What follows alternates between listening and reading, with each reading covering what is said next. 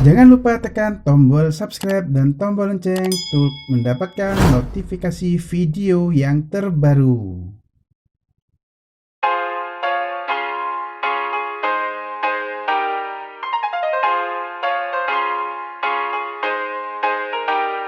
Assalamualaikum warahmatullahi wabarakatuh. Bismillahirrahmanirrahim.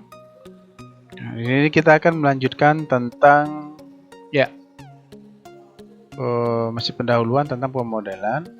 Sekarang kita masuk ke bagian tahapan untuk pemodelan. Jadi alurnya nanti sebetulnya ada ini.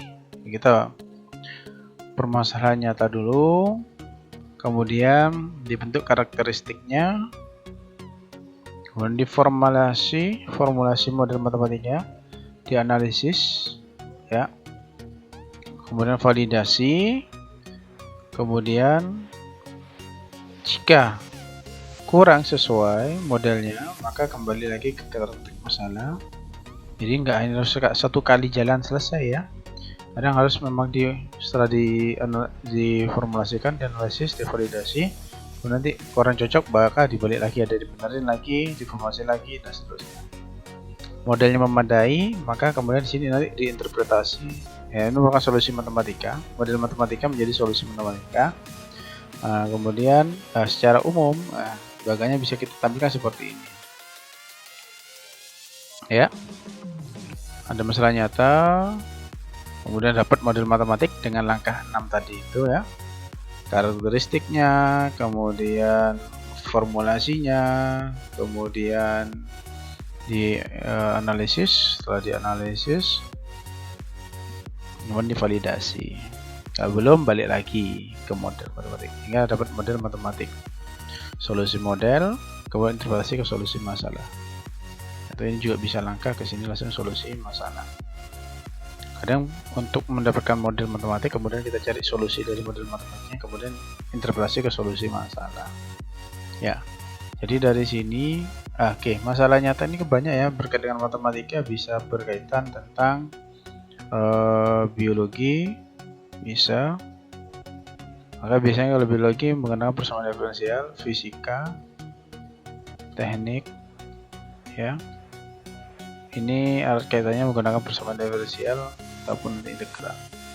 Kemudian nanti di ekonomi ini lebih banyak menggunakan program linear. Ya, tadi sini lebih ke statistik. Nah, itu juga bisa. Ini banyak. Ya, di teknik sipil ya kayak itu menggunakan geometri ya.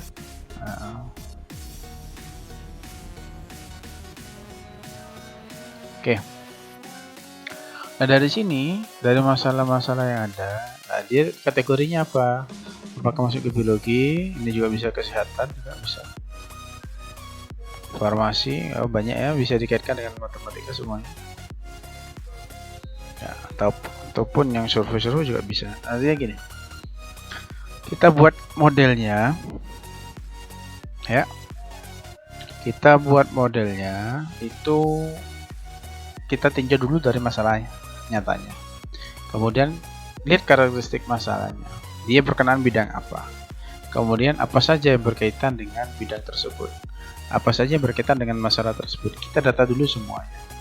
Ada faktor internal, faktor eksternal, ya. Pengaruh besar, pengaruh kecil. Nah, kita data dulu semua karakteristik masalahnya.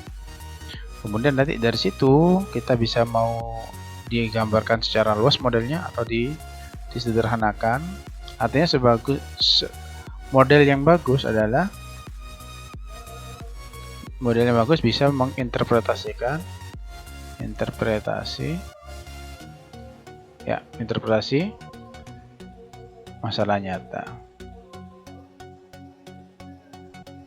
Ya.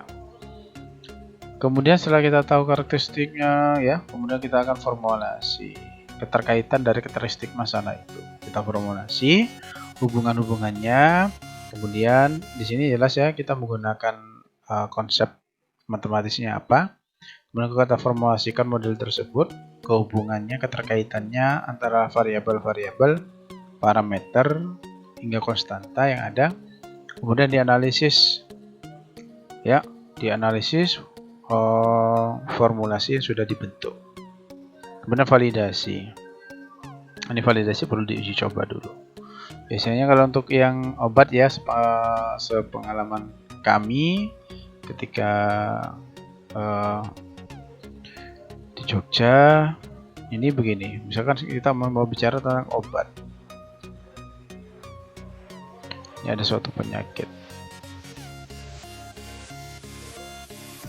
maka ada obat A, ada obat B ya, katakan. Nah, kita mau mencari efektivitas dari ternyata sudah diberikan obat. Nah, sekarang apakah obat OB ini efektivitasnya atau ini kan perlu diuji cobakan ke yang sakit. Tapi apakah semua? Ya, jawabannya pasti tidak. Sampel. Nah, sampel yang bagaimana dan seterusnya. Ya. Nah, bayangkan kalau tidak ada model, tidak ada formulasi dulu. Ini modelnya kita dapat kayak suatu penyakit ya, kemudian munculnya obat, kita dapat formasinya dapat ya, solusi modelnya dapat, hasilnya obat. Kemudian perlu kita uji dulu. Nah, ini bagaimana? Sesuai harapan nggak obat itu? Kalau tidak, maka makin nanti kan dirombak lagi di penyusunan obatnya lagi dan seterusnya. Penyusunan obat nggak tiba-tiba jadi, tetap ada model matematisnya. Nah, untuk terkaitan, jadi panjang sebelumnya. Ya, lihat, artinya tergantung dari masalahnya. Masalahnya kompleks, mengaitkan banyak karakteristik masalah, atau sederhana. Jadi ya. Nah, setelah modelnya dapat, baru nanti kalau misalkan ini berupa model permasalahan saja, kita mau cari solusinya, kita cari dulu solusi matematisnya, maka kemudian kita interpretasikan. Oke. Nah, jadi intinya dalam suatu pemodelan itu sangat membantu dalam permasalahan-permasalahan sehari-hari. Ya, perannya sangat penting dan jelas. Dalam pemodelan matematika selalu mengkaitkan dengan bidang keilmuan lain atau tidak berdiri sendiri. Karena kalau membahas masalah permasalahan sehari-hari, ya lebih banyak pasti berkaitan dengan bidang keilmuan yang lain. Sehingga dalam pemodelan matematika ini yang harus dipahami juga, secara tidak langsung kita harus menguasai permasalahan yang ada, bidang yang terkait dengan permasalahan yang ada. Oke, begitu ya atas penjelasan kami untuk pendahuluan pemodelan matematika. Sehingga kalau kita sudah tahu konsep tentang pemodelan matematika, nanti kita akan lebih mudah menentukan karakteristik masalah, kemudian formulasinya kita bisa menentukan. Jadi banyak, hingga sosial pun bisa, misalkan pemodelannya cinta segitiga itu bisa kita buat, itu menarik itu kalau kita buat. Oke, terima kasih atas perhatiannya, kurang lebihnya saya mohon maaf. Kami akhiri, wassalamualaikum warahmatullahi wabarakatuh.